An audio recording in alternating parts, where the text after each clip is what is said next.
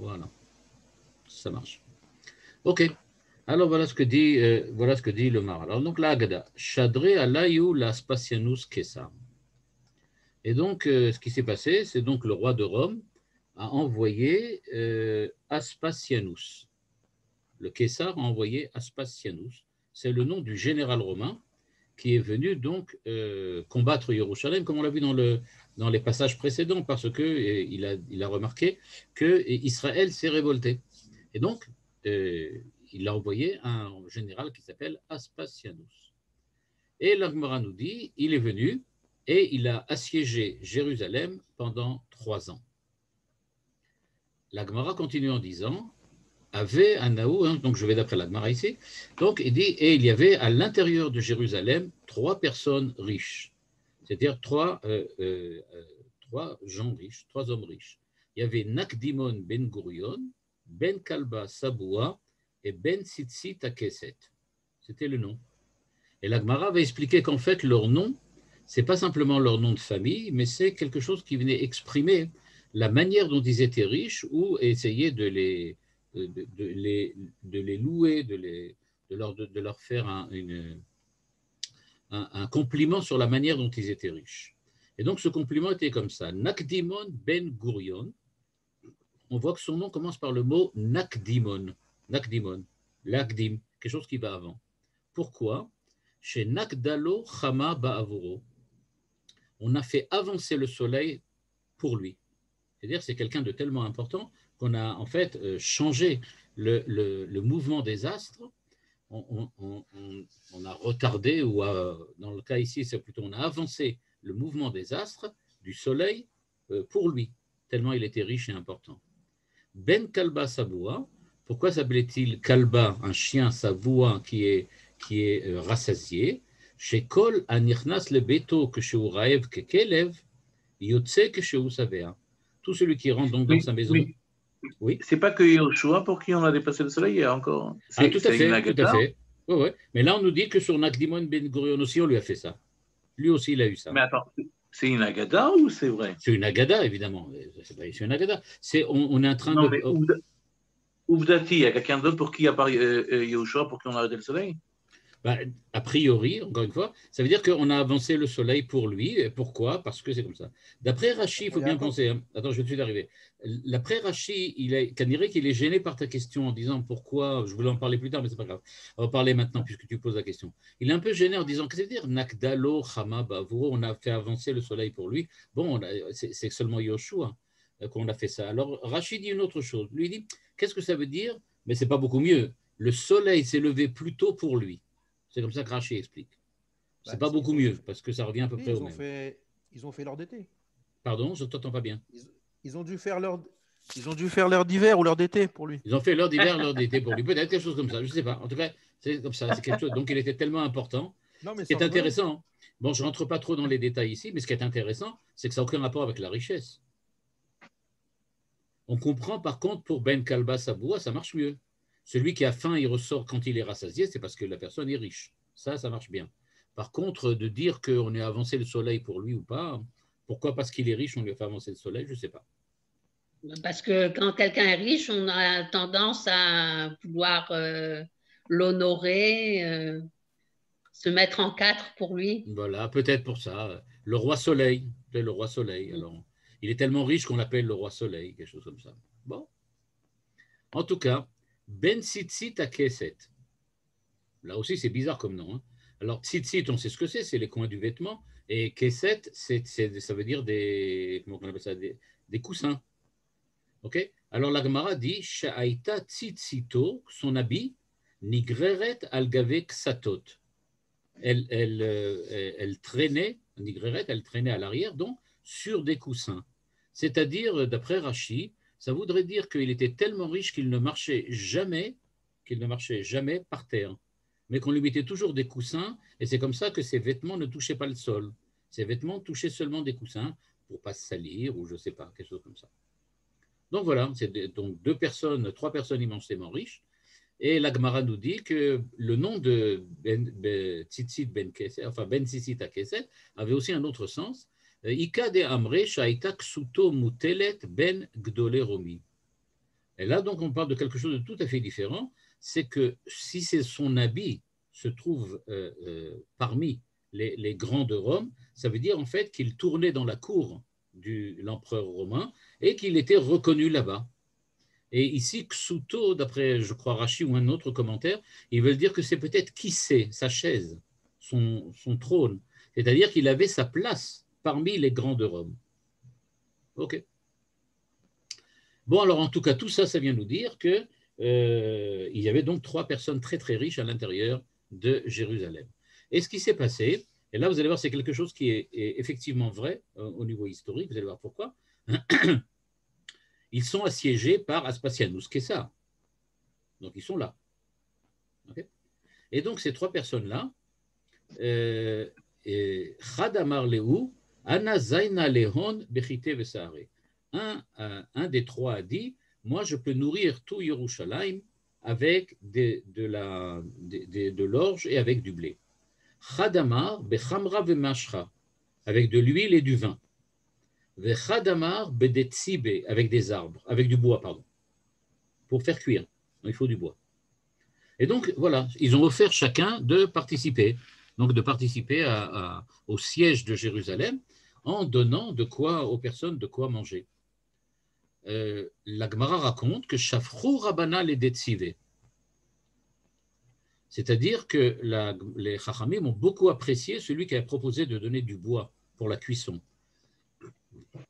Et parce que Rafrizda disait Kol Aklide avait Massar les Shmaya bar des Metzivé. Dans sa maison, dans sa villa, Rafrizda n'avait pas peur de donner les clés de toutes les chambres, de tous les locaux qu'il y avait à l'intérieur de sa villa, à tout le monde, enfin à ceux qui en avaient besoin, sauf celles où il y avait les bois, parce que c'est tellement important que ça, il ne donnait pas. Donc de là, on voit, dit la Gemara, que c'est très important le bois, parce que c'est avec ça qu'on se sert pour cuire, et donc il ne donnait pas le local dans lequel était entreposé le bois de cuisson, parce que c'était trop important, et ça, il le réservait, et c'est lui qui décidait quand en sortir et combien sortir. Et on continue pour... Mais à la limite, on peut vivre sans bois, quoi. On n'est pas obligé de manger quelque chose de cuit. Tu peux manger cru. Bah, c'est un peu difficile de manger du blé cru, hein. C'est un peu difficile. Non, du blé, oui, mais tu peux manger d'autres choses crues, quoi. Bon, tu peux par manger exemple, des légumes crus. Des légumes, ça ne se garde pas. Si tu as 3 ans de siège, tu ne peux pas manger des légumes. En général, tu manges des choses qui sont sèches, quoi, des kitniotes, des trucs comme ça. Bon, en tout cas. Damar Rafrizda, et on nous rapporte donc le truc de Rafrizda, qui nous est à Kalba dechite baishitin aklava de tzive. Parce que des trucs, pour une mesure de blé, il te faut 2 mesures de bois. Pour faire cuire, on va dire un certain poids, 1 kilo de blé, il va te falloir 2 kilos de bois. Et donc, c'est pour ça que le bois est beaucoup plus important. Donc, c'était pour ça que les Chachamim ont beaucoup apprécié ce que un des 3 personnages a proposé quand il a dit qu'il a apporté du bois. Avuleu les misan esrim vechad shana. Il y avait de quoi manger dans les entrepôts de ces 3 personnages. Il y avait de quoi manger pour tout Yerushalayim pendant 21 ans. 21 ans. Mais ce qui s'est passé, Avu Be'u Aneu Birionné. Et maintenant, là, si vous connaissez un petit peu l'histoire de l'époque du Second Temple, alors vous allez voir que c'est tout à fait juste. Il y avait ce qu'ils appelaient, la Gemara appelle birionné, c'est-à-dire des gens qui voulaient faire, qui étaient des chamoumé moach, des gens qui voulaient se battre, quoi, des faïtérim comme ça. Et donc ces birionim, qu'est-ce qu'ils voulaient? Ils voulaient faire la guerre contre les Romains. Eux, ils ne voulaient pas du tout qu'on se laisse assiéger et qu'on ait la patience d'attendre pendant 21 ans que les Romains se fatiguent, mais ils voulaient qu'on sorte et qu'on se batte contre les Romains. Amrou Leu Rabanan, Nipok Venavot Shlama Badayu. Pourquoi on va aller se battre? On sait qu'on a de quoi manger, et donc, puisqu'on sait qu'on a de quoi manger, on n'a rien à craindre, on peut dire aux Romains, si vous voulez, on fait un accord de paix entre nous. Mais vous, ne faites pas la guerre, parce que de toutes les façons, on a de quoi tenir pendant 21 ans, vous pouvez toujours essayer de faire la guerre, on arrivera toujours à se défendre. Lo Shavkinu, Ils ont dit non, on n'est pas d'accord. Amri leu nipuk v'niyeved krava ba'adayu. On préfère aller se battre contre les Romains. Amri leu rabana lo mistaya milta. Jamais on y arrivera. On n'a pas du tout les capacités militaires suffisantes pour se battre contre les légions romaines qui assiègent Jérusalem. Donc ça ne sert à rien. Il vaut mieux faire arriver un accord diplomatique. Ça rappelle beaucoup de choses. Kamu klinahu le'aneu ambre dechite besaare ve'avekafna tlat shanim. Ce qui s'est passé, c'est que pour pousser la population de Jérusalem à sortir et à se battre, ils ont décidé de brûler les entrepôts de blé et d'orge qu'il y avait à Jérusalem. Et à partir du moment où ils ont brûlé ces entrepôts, il y a eu la famine pendant 3 ans et Israël de l'époque a dû se battre contre les Romains. Et évidemment, ils ont perdu et Yerushalayim a été conquise. Voilà.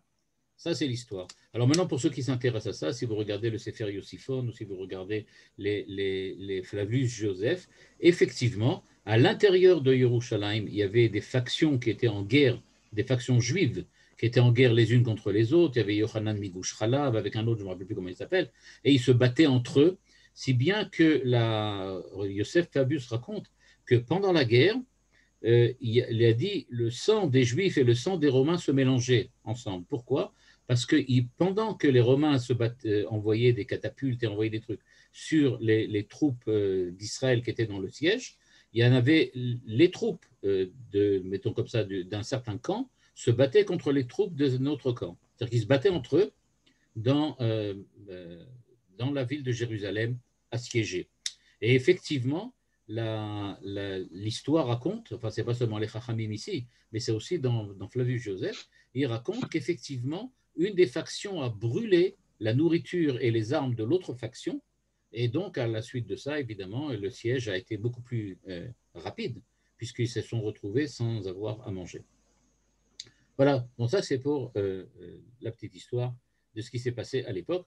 Pour ceux qui veulent avoir une petite idée, mais enfin d'un point de vue humoristique, je vous conseille pas de voir tout le film parce qu'il est un peu long et un peu pas terriblement intéressant, mais il y avait un film des Monty Python qui parlait de l'époque de Jésus, et à l'époque de Jésus, et il raconte là-bas, je crois que ça s'appelait quelque chose Jésus Superstar, je ne me rappelle plus exactement, ils avaient truqué ça, les Monty Python, et ils avaient fait un film là-dessus, et il y a une scène très intéressante, peut-être la scène historique, une des scènes historiques les plus fortes, en dehors de celle de Jésus et de l'époque des Kittot, dont on voit très très bien la manière dont ils l'ont présenté, ils ont vraiment fait ça truc, et il dit, on voit deux équipes, deux armées, enfin on peut dire comme ça, deux commandos juifs qui arrivent par un tunnel à rentrer dans une caserne romaine, et dès qu'ils se découvrent l'un l'autre, ils se battent entre eux.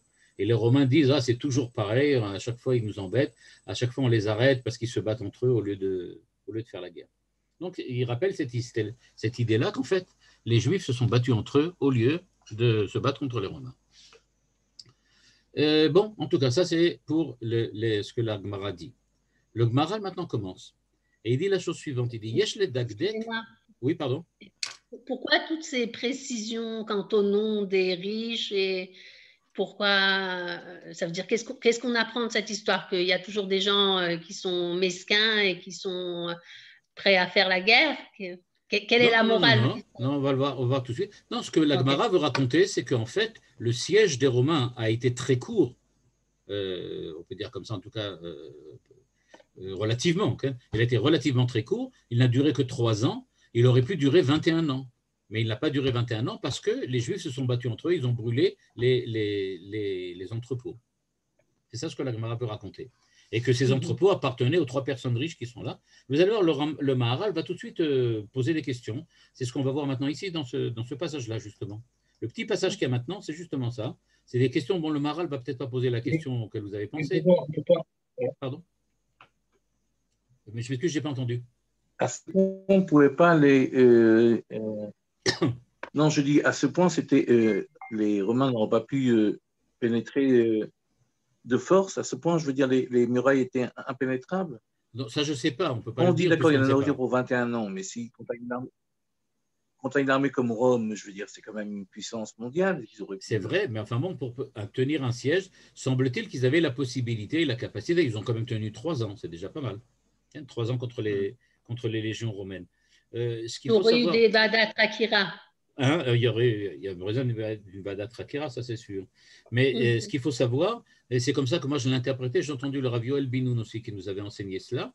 Il nous disait, quand on dit que le Beth Amikdash Hasheni a été détruit par Sinat Rinam, on l'a vu maintenant, hein, dans les passages précédents que le Maharal avait expliqué. La Sinat Rinam, est-ce que ce n'est pas justement ça? Le fait que des Juifs ont brûlé les entrepôts des Juifs. Est-ce que ce n'est pas ça, Sinat Rinam? Le fait qu'il y avait une haine entre les Juifs, entre eux. Et c'est ça qui a amené à la perte de toute la guerre, en fait, et de tout le siège. Donc, peut-être que c'est ça. Quand je me rappelle qu'Elbino nous a dit, voilà, ça c'est la preuve dans la Gemara Mimforash qu'il y avait un problème de Sinat Rinam. Et c'est ça qui a détruit le temple. Or, dans ce petit passage, maintenant, le Maharal va poser quelques questions. Ce n'est pas exactement les mêmes, mais ça ressemble. Pourquoi 21 ans? Bon, il nous a expliqué tous les détails que les racontent les Chachamim sont toujours des détails qui ont de l'importance, qui ont besoin d'être interprétés. Et s'il faut faire une exégèse de tous les détails de cette Haggadah, eh bien, certainement, il faudra aussi expliquer pourquoi 21 ans et pourquoi 3 ans. Bon, évidemment, encore une fois, historiquement parlant, peut-être ça n'aura pas été 21 ans, ça aurait été 4 ans, ou 8 ans, ou 10 ans, mais on n'en sait rien. En tout cas, la Gemara veut dire 21. Pourquoi Dafka Shalosh Shanim? C'est-à-dire que le Maharal ne prend pas ça comme la réalité directement de ce qui s'est passé, mais c'est une expression des Chachamim pour nous enseigner quelque chose. Et encore autre chose, dit le Maharal, une question auquel vous avez sûrement pensé.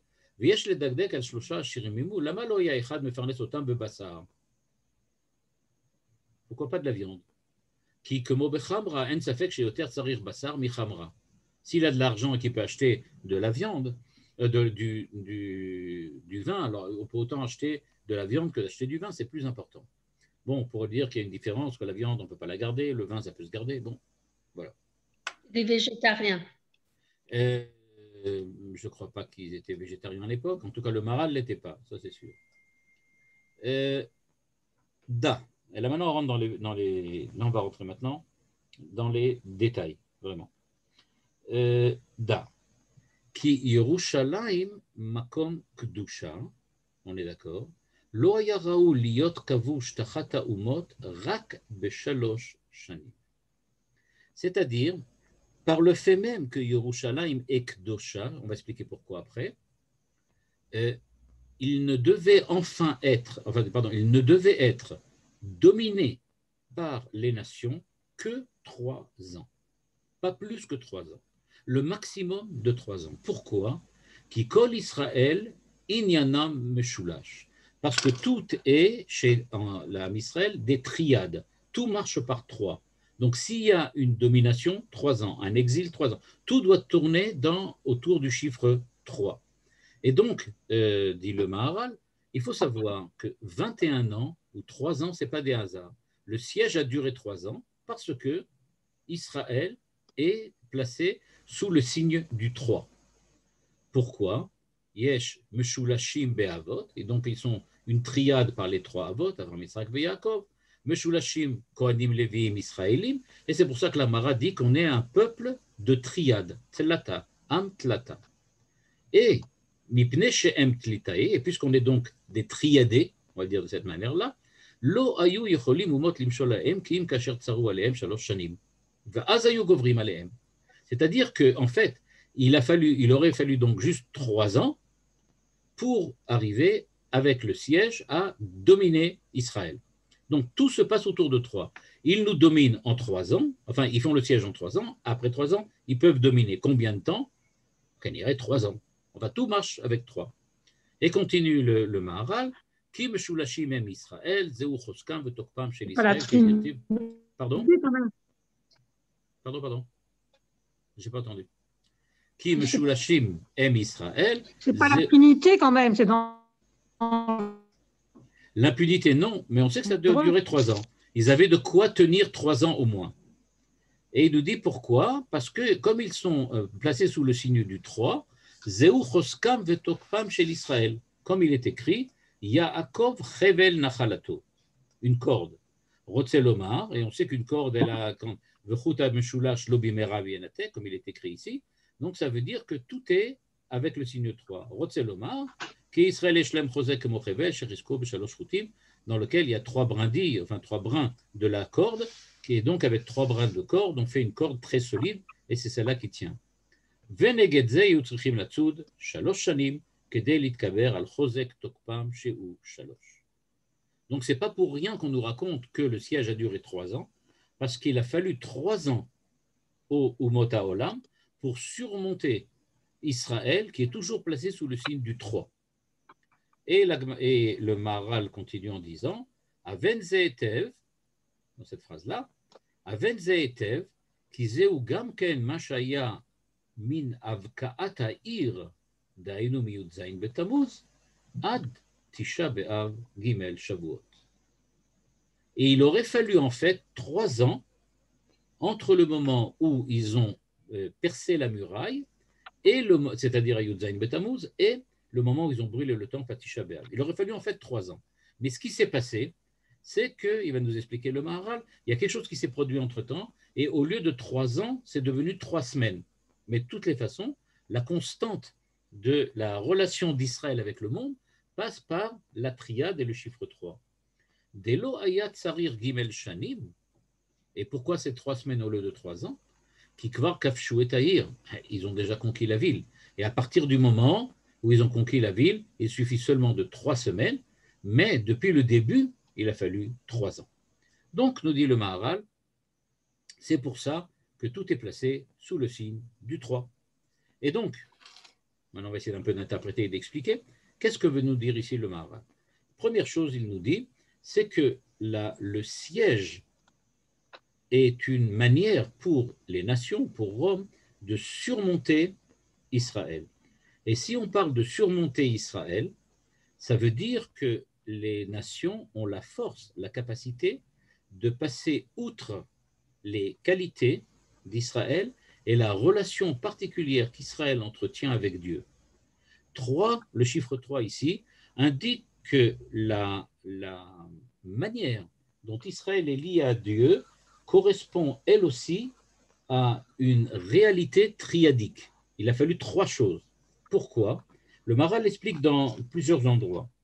Il dit que si on regarde bien, et c'est pour ça que le Maharal dit ici que Yerushalayim ou Makom Akdusha, donc je n'ai pas expliqué pourquoi Kdusha ici est mis en relation avec Shalosh Shanim là.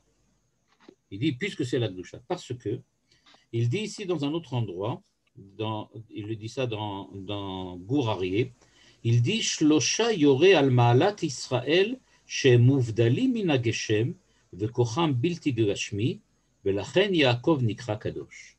C'est-à-dire que pour le Maharal de Prague, quand on parle du chiffre 3, on parle que le 3, le troisième, est celui qui est au-dessus de la matière. C'est-à-dire, je vais l'expliquer de cette manière-là. 3 ici, ce n'est pas à prendre comme une série, okay? Une série successive. 1, suivi de 2, suivi de 3. Pour le Maharal, c'est plutôt 1 à droite, 2 à gauche, et le milieu, 3. C'est de cette manière qu'il le voit. Et donc, ce n'est pas du tout le chiffre 3 comme celui qui vient et qui suit le chiffre 2, mais celui qui fait la synthèse entre le 1 et le 2. Le troisième est celui qui vient changer la relation entre le 1 et le 2 et faire que cette relation entre le 1 et le 2 soit une relation différente. On pourrait ici citer Lévinas aussi, qui parle du tiers, de la tierce personne, okay, du tiers qui intervient dans le regard qui se crée entre la personne, le même, avec l'autre. Donc il dit, il y a le même et l'autre, puis intervient le tiers. Ici, c'est de la même manière. Il parle donc du 1 et du 2, et qui sont suivis par le 3, qui est en fait entre le 1 et le 2, qui vient faire la synthèse, qui vient faire la relation, qui vient créer quelque chose que le 1 tout seul et le 2 après n'arrivaient pas à faire. Et donc, il nous dit, qu'est-ce que c'est donc le troisième?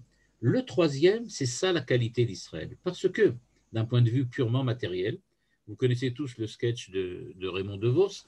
Donc, vous savez que quand on prend un bout de bois et qu'on le coupe en deux, on a deux bouts de bois et avec deux bouts à chaque bout. Et donc, c'est un peu ce que dit ici le Maharal. Dans un bout de bois, il y a donc deux bouts à chaque bout, de chaque côté. Mais le milieu, ce n'est pas un bout. Ce n'est pas un bout du bout. C'est quelque chose de, on va dire comme ça, d'abstrait. Le milieu, il n'est pas défini, on ne le voit pas. Il n'est pas matériel. Donc, définir le milieu de quelque chose, c'est dire qu'il y a bien une extrémité 1, une autre extrémité 2, et qu'au milieu, qui n'est pas définissable, il y a le troisième. C'est-à-dire que le chiffre 3, nous dit le Maharal dans ce texte de Gourarié, c'est la manière dont on considère un aspect, on peut dire comme ça, spirituel, un aspect abstrait qui se situe à l'intérieur même de la réalité tangible définie par les deux bouts. Le 1 et le 2 définissent ou délimitent la réalité qui se trouve devant nous. 1 et 2, ça veut dire il y a une limite à gauche et à droite, c'est-à-dire la réalité telle que nous la connaissons, elle est toujours délimitée. Mais cette réalité participe d'un milieu, c'est-à-dire qu'elle a une essence, une substance. Elle représente quelque chose en tant que telle. Elle est en elle-même quelque chose. C'est ce qu'elle est en elle-même, ce que le Maharal appelle parfois la forme, ce que nous appelons aussi l'âme, par exemple, d'un homme. C'est ce qui définit qui il est. Eh bien, ce troisième, ce numéro 3, il est complètement abstrait en dehors des limites de la réalité tangible et matérielle. Et donc, c'est pour ça que le Maharal le dit là-bas, Mouvdalim mina Geshem. Parce que nous sommes Mouvdalim mina Geshem, nous sommes élevés, séparés de la tangibilité matérielle, eh bien, du tangible matériel, qu'on est séparé du tangible matériel, c'est pour cela qu'on est placé sous le signe du chiffre 3. Et donc, le chiffre 3 indique bien que nous ne sommes pas régis par les limitations de la matière, en sachant que chez le Maharal, la matière représente tout ce qui fait le mal et la tentation du mal. Eh bien, dans ce cas-là, puisque nous sommes placés sous le chiffre du 3, c'est ce que l'on appelle la Kedusha. Parce que la Kedusha, d'après le Maharal, c'est comme d'après le Ramban, Nachmanide, et ça correspond à la Nivdalut, le fait qu'on est séparé, qu'on est au-delà, au-dessus, qu'on est un par-delà, un au-delà de ce qui est. Je rappelle le titre encore une fois de Lévinas, l'au-delà de l'être. Il y a quelque chose au-delà de l'être. C'est ce qu'il appelle ici le numéro 3. Et donc, Israël représente ce qui est un au-delà de la matière, un au-delà des limitations de la matérielle. Et c'est pour cela que nous sommes placés sous le chiffre 3 et en conséquence, pour pouvoir nous, on va dire comme ça, nous surmonter, nous battre, nous défaire, il va falloir qu'eux aussi prennent le temps de passer 3 ans. C'est ce que explique ici le Maharal. Le Maharal, par ailleurs, donc ici, il a utilisé la relation entre la Kedusha et le 3.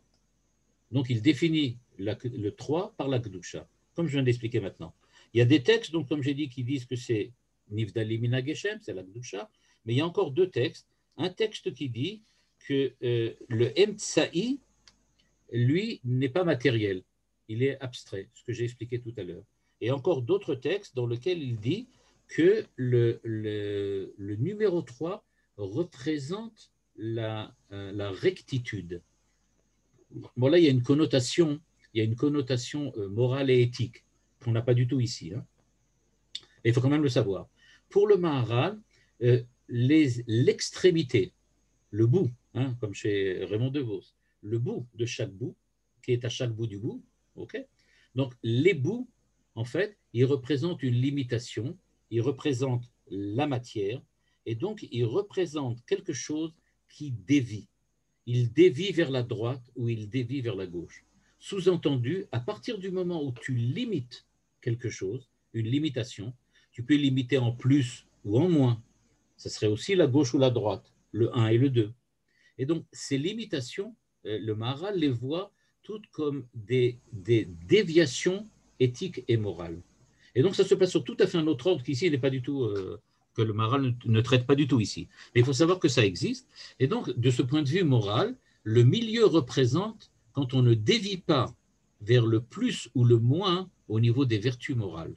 C'est-à-dire que, par exemple, une vertu morale, ça serait d'être négative, serait d'être pingre, ou bien d'être dispendieux. Eh bien, entre le pingre et le dispendieux, on trouve celui qui sait utiliser son argent à bon escient, c'est celui qui a la vertu morale parfaite, celui qui est au milieu, le shvil ha'emtsaï, la voie d'or, la voie du milieu, la voie mitoyenne, qui est la voie que le Maharal et le Rambam, évidemment, préconisent pour le comportement moral. Donc, quoi qu'il en soit, nous nous trouvons donc dans le cas, nous dit le Maharal, dans lequel il y a un rapport, une relation entre le chiffre 3 et Israël, et c'est pour cela qu'il faut 3 ans de siège qui comprennent à leur fin les 3 dernières semaines qui sont celles de la percée de la muraille suivie de la destruction du temple. Ok, on continue. Veke Amar Léou. Et donc, qu'est-ce qu'ils ont dit les deux? Ils ont dit, on a 21 ans de quoi vous nourrir. On peut vous nourrir pendant 21 ans. Bon, là aussi, on découvre bien, encore une fois, 21. 21, on sait bien que c'est un multiple de 3. C'est 3 multiplié par 7. Nous dit le Maharal, Inyan ze, ki beoto zman ayu Israël, muchanim limshol alehem alumot. C'est-à-dire, en fait, Israël était déjà prêt à subir l'aliénation des Umot. Et Achanazot aïta ad kafalef shanim. Et en fait, cette aliénation, elle aurait dû durer pas plus que 21 ans. Pas plus que 21 ans. C'est-à-dire que cette aliénation, c'est évidemment le siège que les Romains vont faire autour de Jérusalem. C'est-à-dire qu'ils étaient prêts à subir l'aliénation des Romains pendant au moins 21 ans, mais pas plus. Velo yoter. Pourquoi? Parallèle aux 21 jours qu'il y a entre le Yud Zaim Tammuz et évidemment Tisha B'Av. Chaque jour correspondant à une année, dit le Maharal. Et donc, Kacher Avrou et Kafalef Hashanim Haele, donc, une fois que ces 21 ans sont passés, Shuv Avra Achanazot Velo Ayu Yereim Od. Et donc, à ce moment-là, ils n'avaient plus peur des Romains. C'est-à-dire que les Romains ne pouvaient plus leur faire de mal, parce qu'une fois passés ces 21 ans, c'est terminé. On est toujours sous l'égide du chiffre 3, et donc, grâce à cela, on peut donc survivre et surmonter l'aliénation romaine. Lekach ashirim haelu berachotam akadosh baruch hu ad sheyochlu la'amod neged koach haumot lazun Israël 21 shanim ושוב לא היה הזמן מצליח לאומות לשלוט על ישראל רק 21 שנה, כי אלו 21 שנים הוא זמן שמצליח כוח האומות, כי הם נגד 21 ימים שבין י"ז תמוז ותשע באב יום לשנה. וכאשר עברו אלו 21 שנה, אין השעה עומדת להם, לכך אלו השירים היה להם למיזן 21 שנה. Donc c'est bien clair. Qu'est-ce que c'est donc 21, le 21? Donc il nous dit 21, c'est peut-être 3 fois 7, parce qu'il a expliqué avant que c'était un chiffre 3, une semaine, etc. Mais c'est surtout 21, c'est la seule possibilité qu'il y a pour les Romains d'arriver à submerger Israël. Et donc, pour pouvoir y arriver, ils ont donc cette possibilité-là, parce que Israël, effectivement, a commis, on va dire comme ça, une erreur spirituelle, une erreur religieuse, une erreur métaphysique.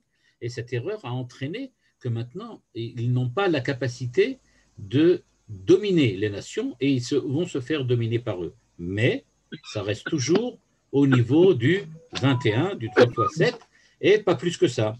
Et donc, a priori, il ne devrait pas avoir plus que ça pour que ça soit, on va dire comme ça, un siège qui soit véritablement quelque chose qui soit tenu pour ça. OK. Pour le moment, donc, on a expliqué le 21, on a expliqué le 3. Nous dit le Maharal, Aval le Péroujzé, Otam Shlosha Shavuot ayu neged koach Israël, shu meshulash. On est bien d'accord. Ou lachar mikaen yicholim lirboshotan, comme shamarnu.